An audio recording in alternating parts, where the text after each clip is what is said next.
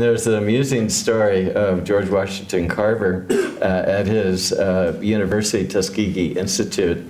And George Washington Carver, as most of you know, he was called the person who had the worst start and the best finish in history because he was born a slave.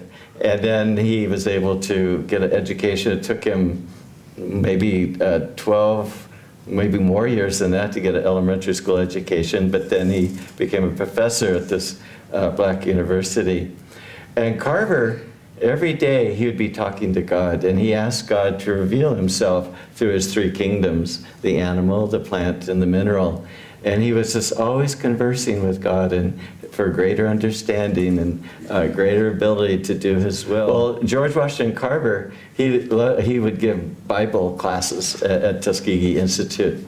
And he made them very lively. And sometimes he would make a science experiment and chemistry, and he would create an explosion, and there'd be a big flame, and it was all to announce the coming of God. So as you can imagine, his classes were very well attended. But some of the members of the faculty were really upset because it was highly unorthodox. And so they came to the chaplain of the university and complained about Carver, and the chaplain asked the faculty members, well, how long has this been going on? Oh, for a long time, the faculty said. Well, do many people come? Oh, yes, all the students and many of the teachers. And so the chaplain folded his hands like this, and he said, well, let me give you this advice.